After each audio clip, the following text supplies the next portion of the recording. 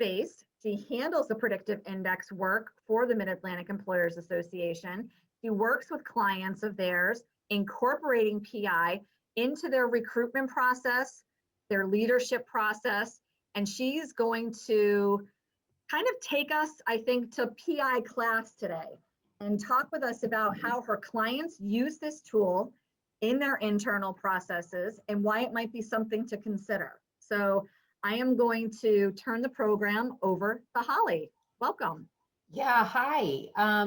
Thanks for having me. I am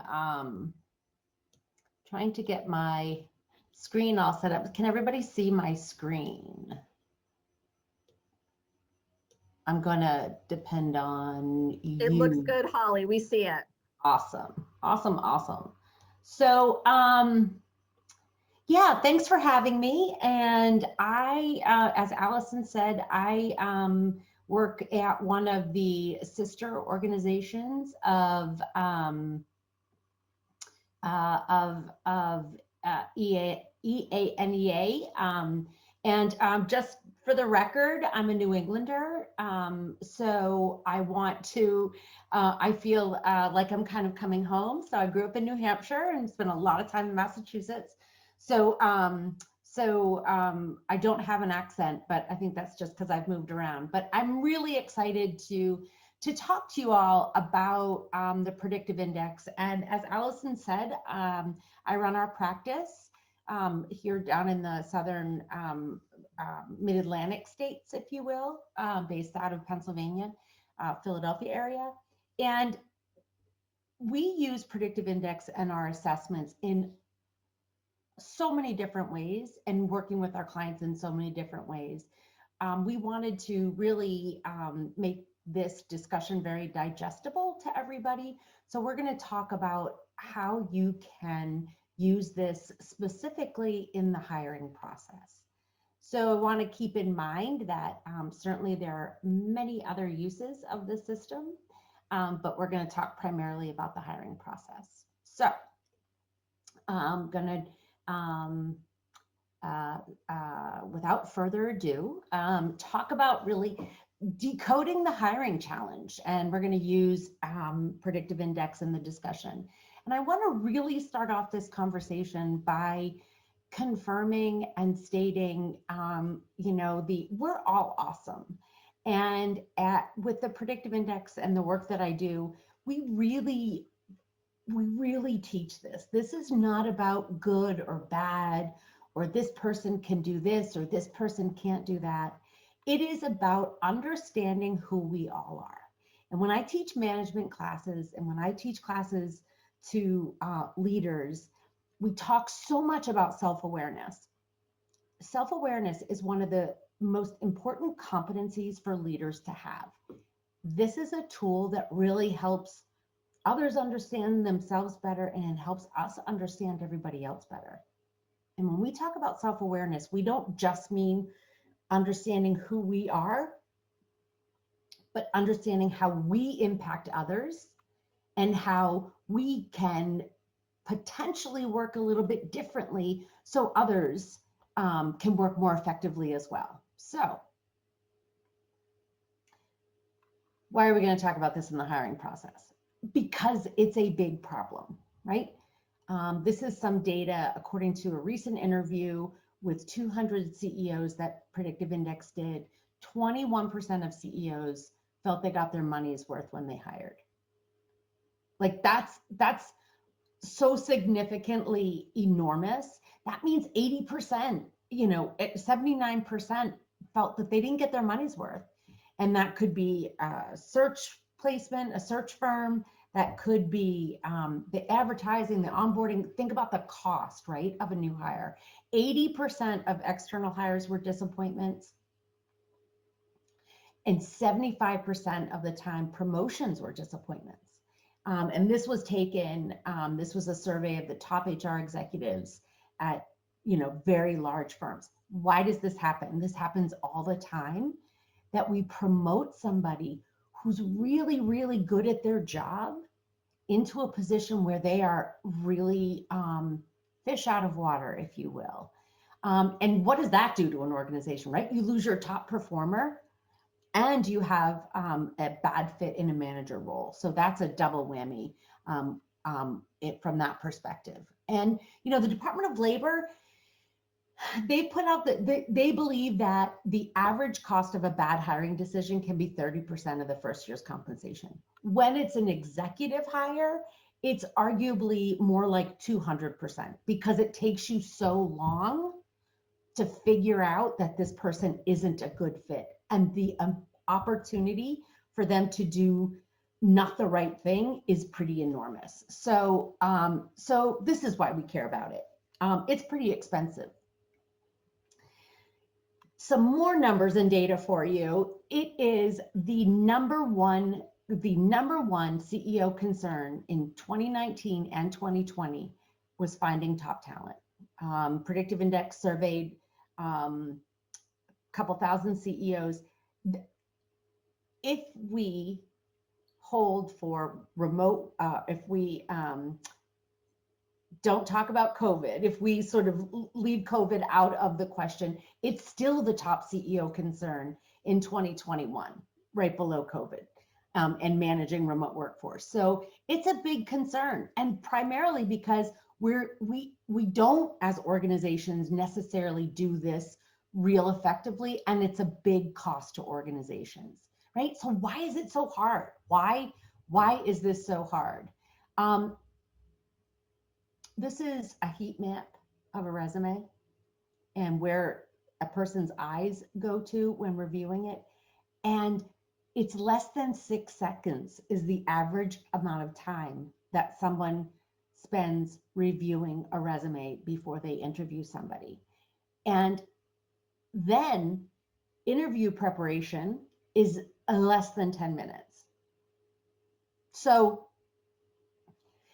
this, and I'm not really suggesting that people on this call who are, I consider HR people to be professional interviewers, right? We know what we're doing.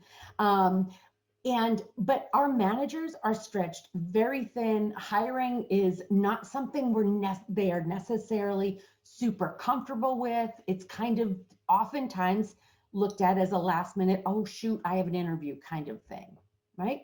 Now, I'm sure everybody here has a unicorn in their organization who's really good at hiring, and they just get it, and they just have this opportunity, this great talent of identifying and leading and bringing people in, but that's not scalable.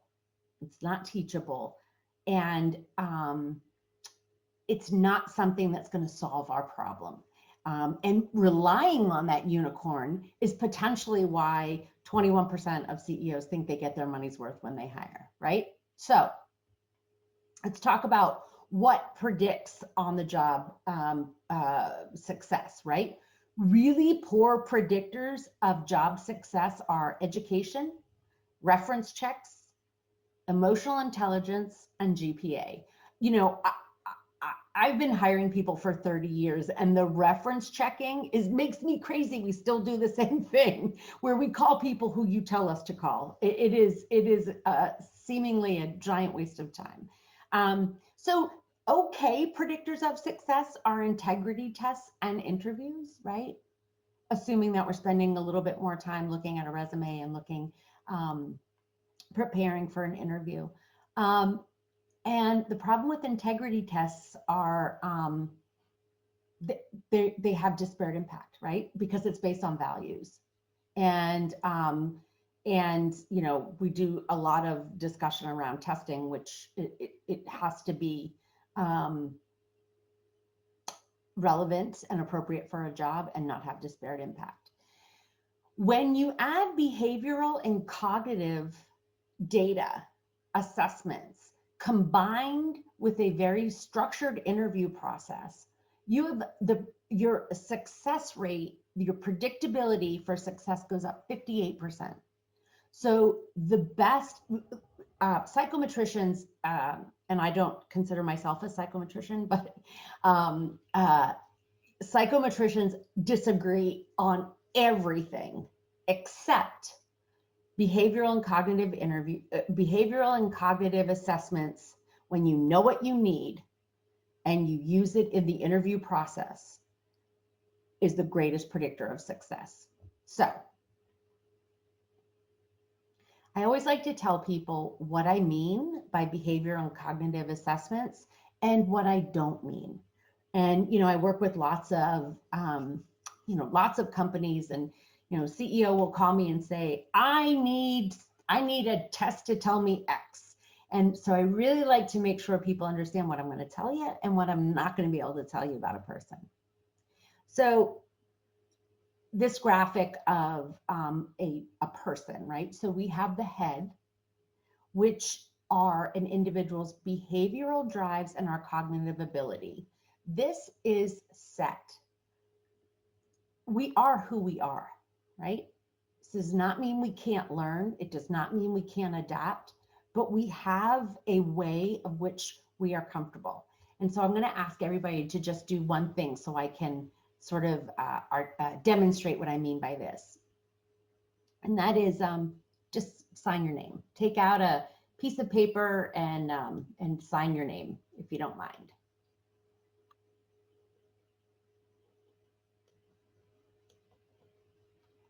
And then I am going to ask you to put the pen in your other hand and sign your name with the other hand.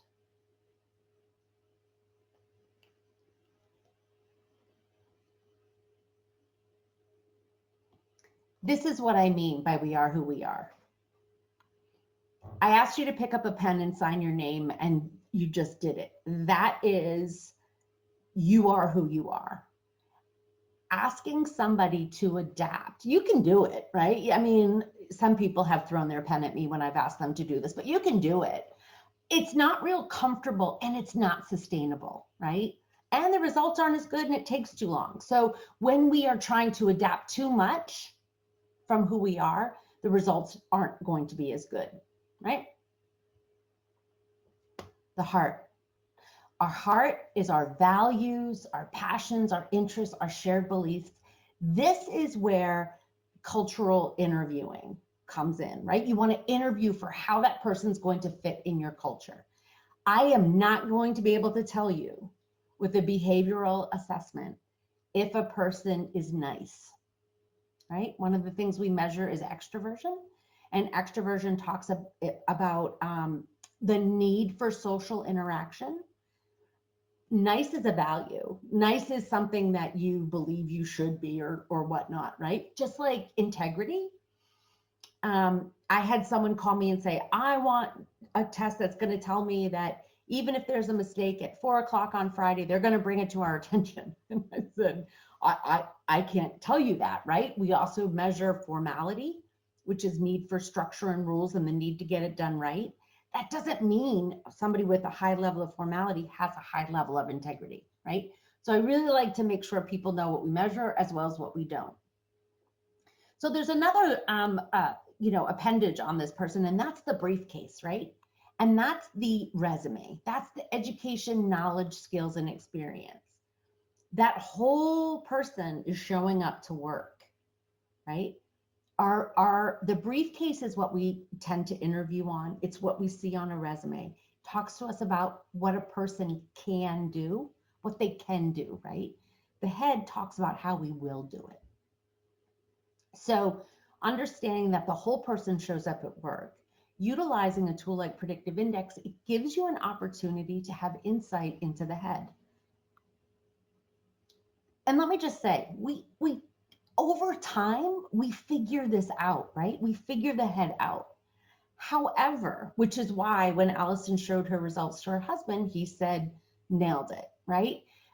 We learn this about people. We learn through trial and error. We learn through various different ways. However, this gets us up to speed much more quickly, and it enables us to see how a person's going to do a job and increase the right seat on the right bus, right? So it gives us the opportunity, what we say is decode the human. So how do we do this? Predictive index measures behavioral drives, identifies the corresponding motivating needs of those drives, which then result in observable behaviors, right? So the drives create the needs and the behaviors are a response to that need. Why do we care, right? It improves communication and collaboration, helps build teams more effectively. And what we're focusing on here is hiring and onboarding the best fitting people, right?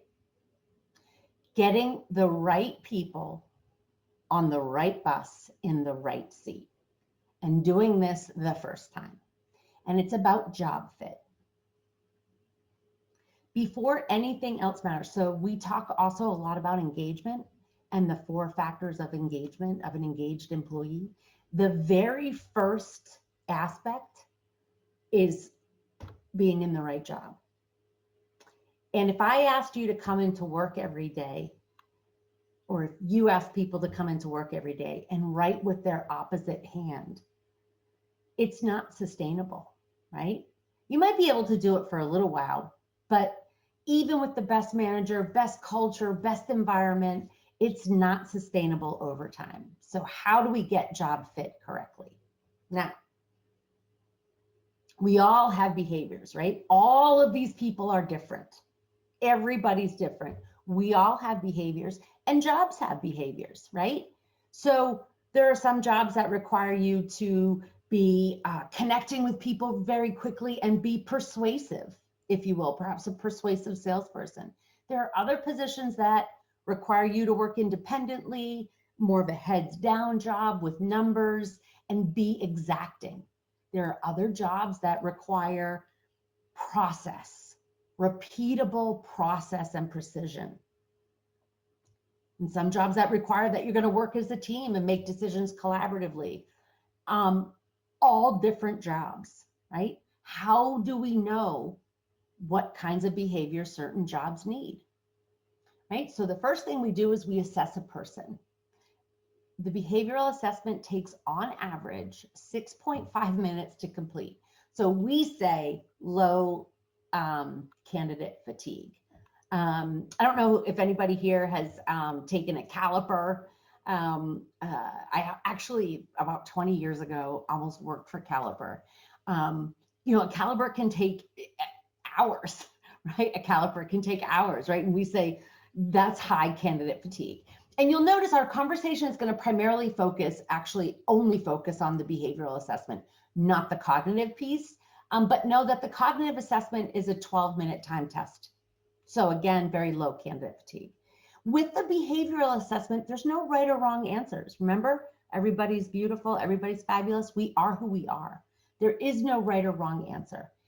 And the predictive index behavioral assessment is scientifically validated. It has been put through, we have scientists who work on staff, we've been assessed by outside individuals. It is an independent stimulus tool. It does not have disparate impact on any protected class. It comes in 72 different languages. So it is scientifically valid. And when used correctly, and that's with a job assessment, you're able to use it in the hiring process. What do we measure? So everybody has certain levels of these drives in them. Dominance is the drive to exert your own influence on people and events, right? What I mean by that is the drive to make your mark, leave your thumbprint. Extroversion is the drive for social interaction with other people. Highly extroverted people really don't mind giving webinars, right? It's like I'm interacting with people. I'm sitting in my home, which I've been doing for a year. It makes me crazy, but I don't mind doing this. Flip side, one of our attorneys in my office has a very low level of extroversion, and through the challenges of the past 13 months or so, has been giving weekly webinars to our member base, similar to you all. It depletes her of energy, right? So that's a little discussion about flexibility, right? So patience is our drive for consistency and stability. So it's the need to know what's next. And formality is the drive to conform to structure and rules. So again, I told you it's a 6.5 minute assessment.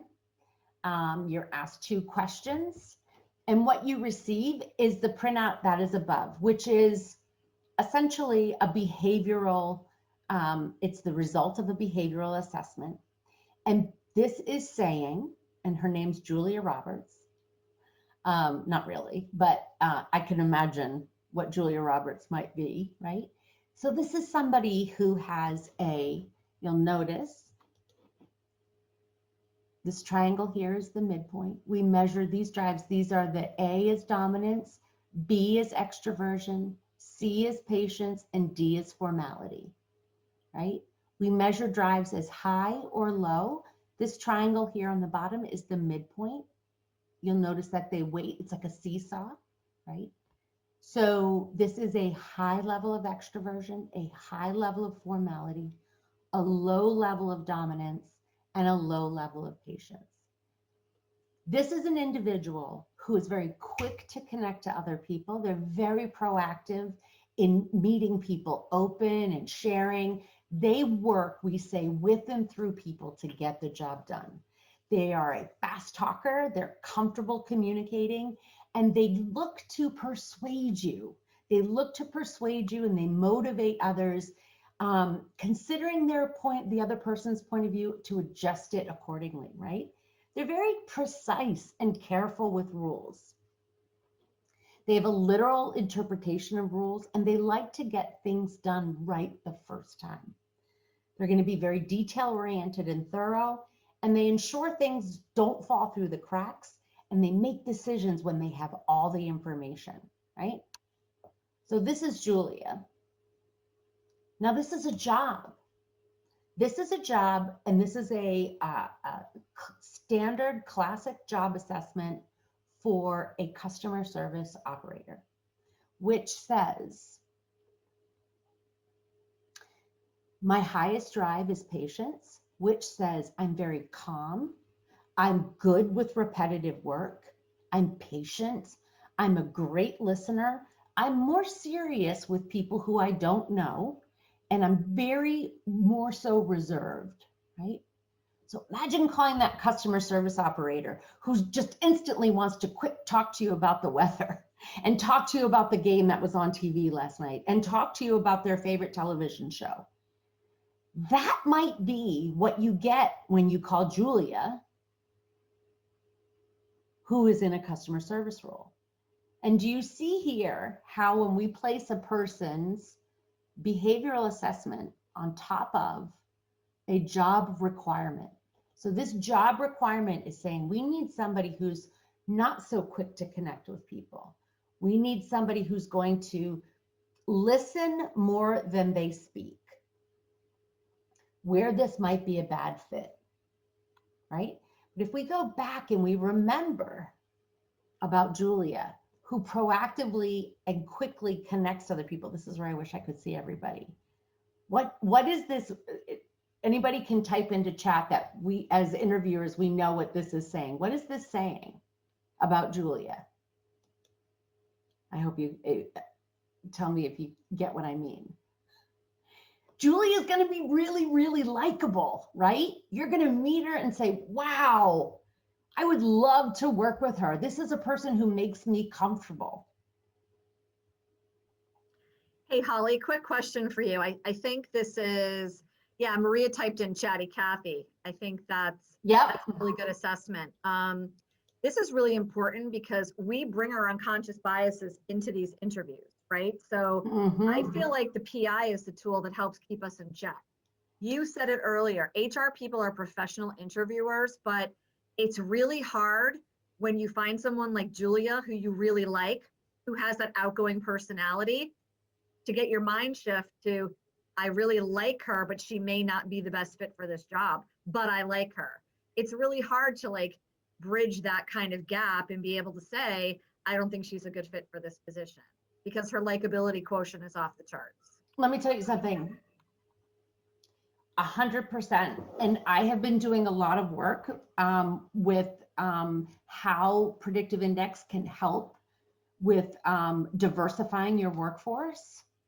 And I definitely, I go a little bit, in a few minutes, I'm going to go a little bit more into that. But bar none, people with high levels of extroversion get jobs more than people with lower levels, because we make people really comfortable, right? It's like you say, God, I like this person. Is likability a bona fide job qualification, right? Not all the time. We definitely like to enjoy the people we work with, but that, when we use that as a factor in determining fit for a job and appropriateness for a job, we can be potentially not hiring the best person, and we can let our unconscious biases get in the way. Anybody have any comments? I really love interaction, so if anybody wants to stop me, go right ahead. All right, I'm going to keep on rolling. So remember, it's the whole person that comes to work, right? And this is just the head. Their briefcase might be really full. I'm not telling you, with my clients, I don't use behavioral and cognitive assessments as a thumbs up or a thumbs down. I use it as information. Sometimes we might say that we're going to understand that this person's going to do this job a little differently. Maybe you need one customer service operator who can really help with those really tough people, right? It's giving you data. And here's where, every job is not created equal, right? My heart surgeon, I do not really care what their behavioral makeup is. And in fact, hospitals have created entire systems around that. The surgeon's job is to operate, right? There's somebody else who takes care of patients. And I'm oversimplifying this significantly, but a surgeon isn't responsible for collecting bills. They're not responsible for figuring out how much things cost. They're responsible for that one job. And when you go to select a heart surgeon, oftentimes I want the surgeon who's done this surgery the most times with the most success. But if we look at a customer service operator, what really are we requiring this person to have? My favorite, and somebody can type into chat, and for some reason I can't see chat. So Allison, if you want to tell me what somebody says, but what are the job qualifications of a customer service operator?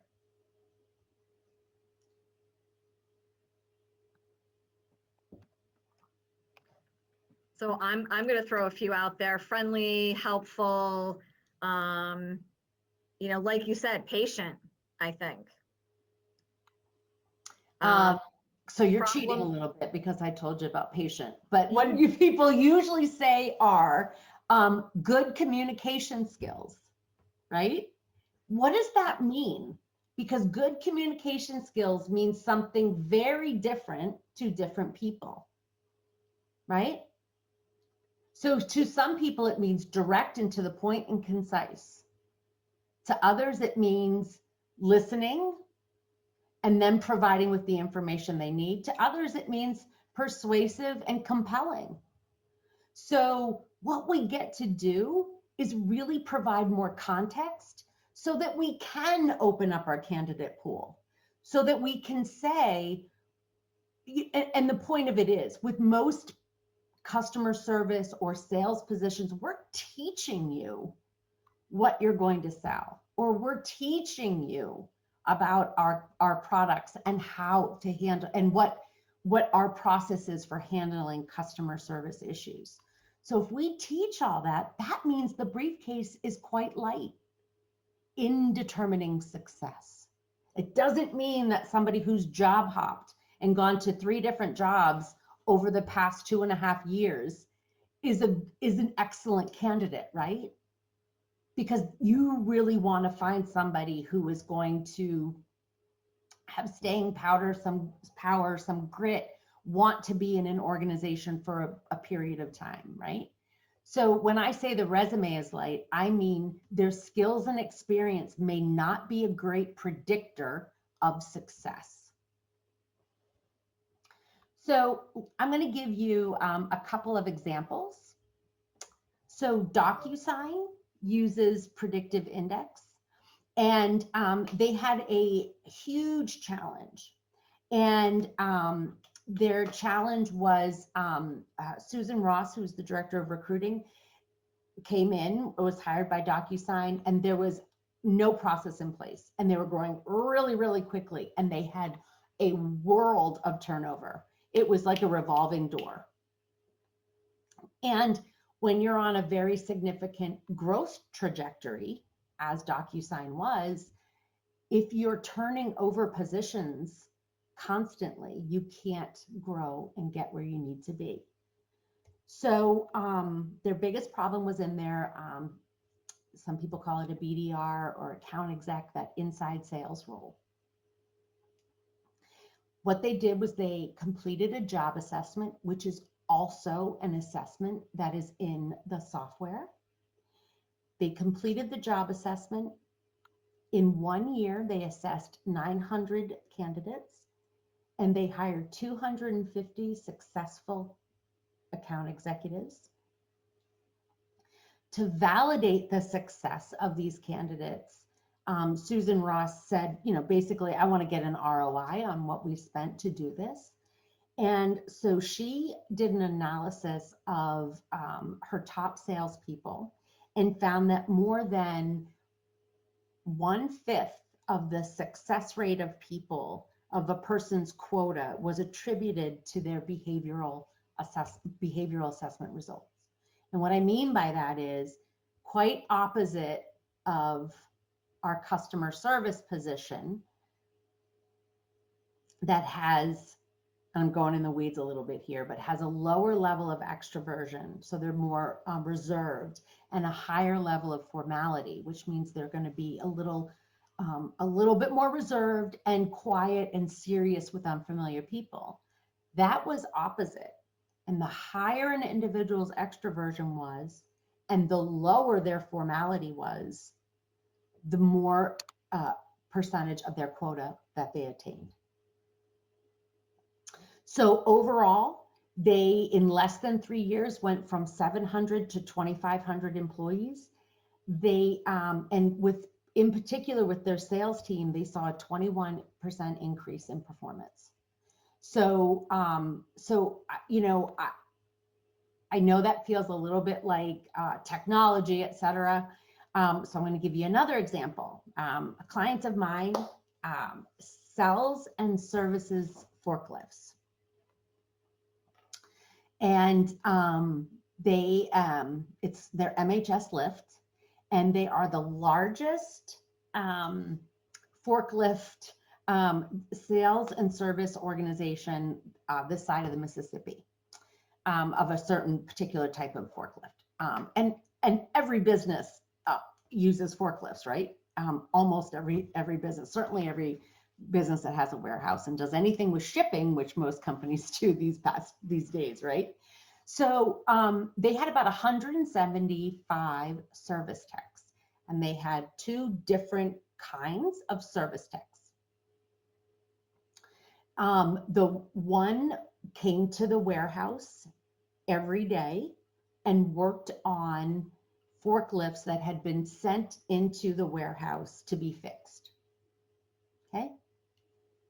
The other type of position was a traveling sales technician, service technician, that went to the site and fixed a forklift that was on a customer's site. And the latter of these 2 types of service technicians, the traveling service technician, had 77% turnover in the first year.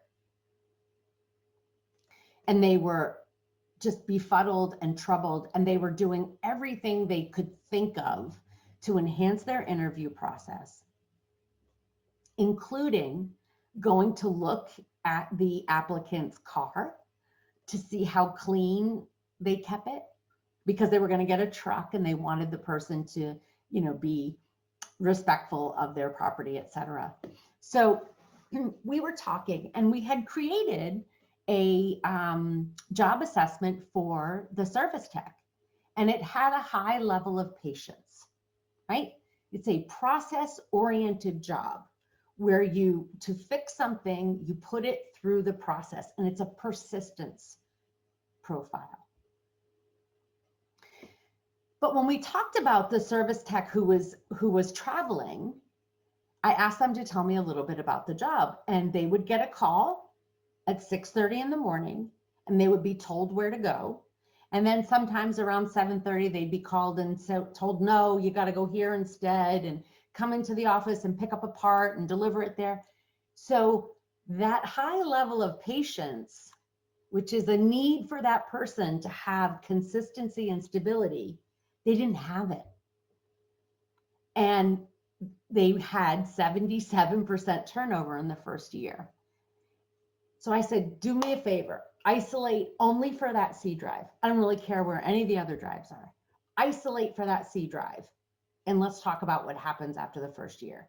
They cut their turnover down to 12% because they found people. Now remember, they're going to train them, and it's not the only thing. That whole person is coming to work. That briefcase, how much experience do you have? The training do you have? What do we need to give you to make sure that we're setting you up for success? But when we isolated for a behavioral construct where the person didn't mind switching schedules, going back and forth, they decreased their turnover significantly. Unfortunately for my HR contact there, the CEO thinks I'm a genius, and she said, now he makes me do everything you tell me. It's truly dots and lines in science. So those are just two very, very different examples. And I'm going to throw in another problem that MHS Lift had. So very similar to cars, forklifts, the engine of forklifts have become computers. So all of a sudden, essentially, they needed to learn, instead of using oil and a wrench, which I know I'm oversimplifying, they had to learn this computer software, which was going to help you tune a forklift. And as I said, there's about 175 of these individuals. And what they did with cognition was now when we measure cognition, we measure general cognitive ability. And that is how quickly somebody learns and applies new concepts. So it's somebody who gets up to speed really quickly. So they had a need to find the quickest people, right?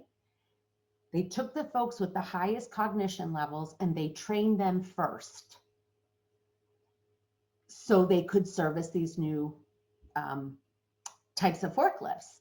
Everybody else got trained in time, but they were given more time and they were given sort of more training, which when you have a high cognitive score, when you have a high level of cognition, you learn very quickly. So again, this data is a powerful way to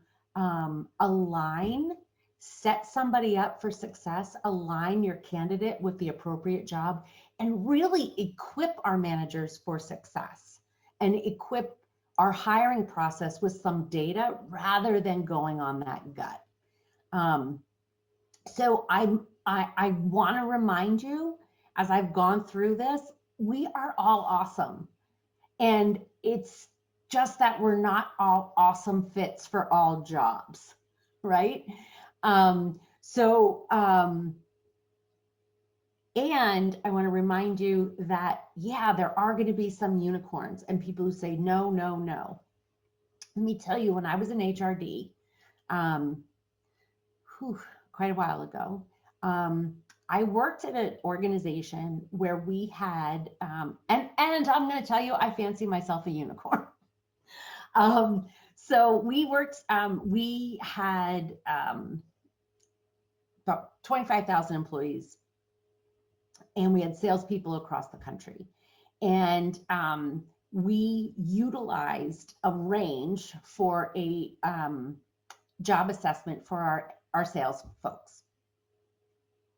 And it was a piece of the decision-making process. We had you come to a sort of a dog and pony show where we explained to you what the job was. So it was like a cattle call. I hate to say call that, but it was an open house. Then we had you give us a writing sample and tell us why you were interested in pursuing this position. And then you took the behavioral assessment. So you were, let me say it this way, and how I can identify, we use the whole person. You were selected and invited to come into the open house based on your resume. And I did a few more seconds than 6 of evaluation. So you came to an open session where we explained to you, all the leadership team and the sales explained to you how we do what we do. You were evaluated there, and we watched your behavior, etc. And then if you were still interested, we asked you to send a writing sample to me explaining why you wanted to continue with the process. So based on all those 3 things, we gave the behavioral assessment. And this was before PI had a cognitive assessment. So we gave them the behavioral assessment.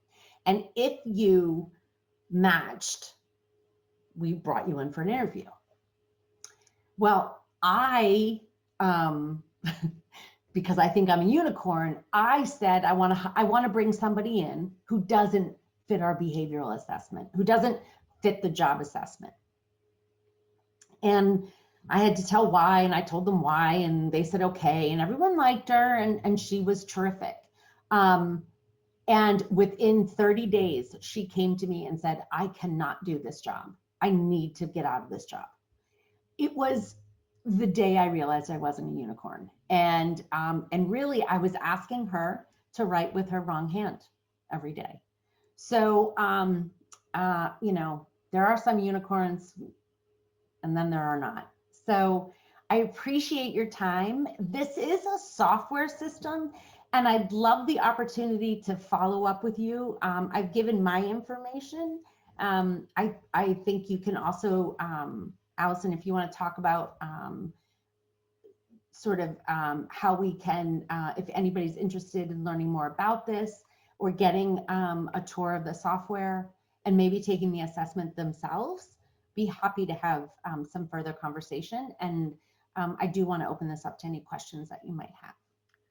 Yeah, that's great, Holly. Thanks so much. And if you do have questions, feel free to type them into the chat. I think there's a couple of things that are very, very important to mention. We are all coming out of a year that, there's a lot of words for it. We know what we've just been through and what we continue to go through coming out of the pandemic and kind of pushing forward our company mission and our objectives. And I think one of the things that's going to be so important is that we have the right managers and supervisors on board to accomplish what we need to accomplish. And I think that when you've had those great managers, this pandemic has, if they're great and they're good and they're solid, has amplified that.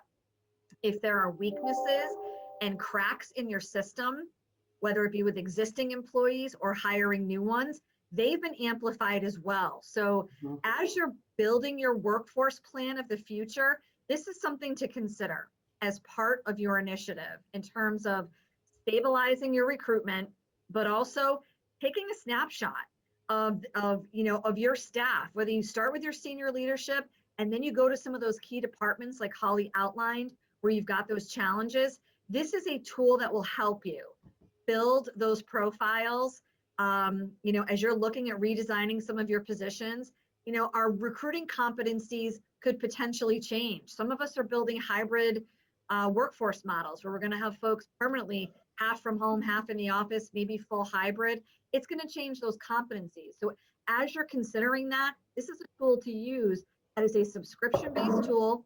So you purchase an annual subscription for PI and use it different ways with new recruiting, and also you can be using it for existing employees too. So you can reach out to me. I'll make sure that my email is in the chat as well. Maybe Darlene, can you just type my email in the chat quick so people can have it? Thank you.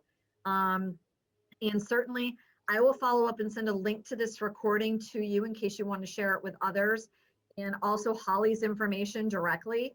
I think if you can take the assessment, take Holly up on her offer to see it in action, look at the results, look at the tool, and when you see what it provides, the kind of information, it reinforces what Holly has said here.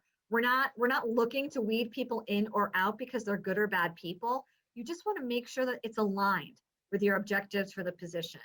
Because A, the cost of a bad hire is very, very high and expensive.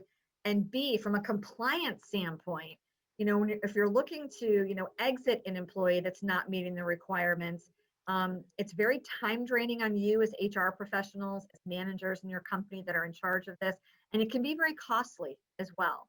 So lots of good reasons to do this. If there's not any questions for Holly, I'll open it up again. Type in the chat, or you can unmute yourself and feel free to ask questions. But we will send you the information as a follow-up, and you're always available to reach out to me too. So anyone have any final questions for Holly at this point? This was fun. Doesn't seem like it. Thank you so much, Holly. I appreciate you joining us. And it's a lot of fun when we get to work with the other employer associations. So Holly is an expert at this. So we appreciate you joining us today. Thanks again, Holly, for sharing your expertise and this opportunity with us. My pleasure. And everybody have a great rest of your day. Thanks for joining us. Take care, everyone.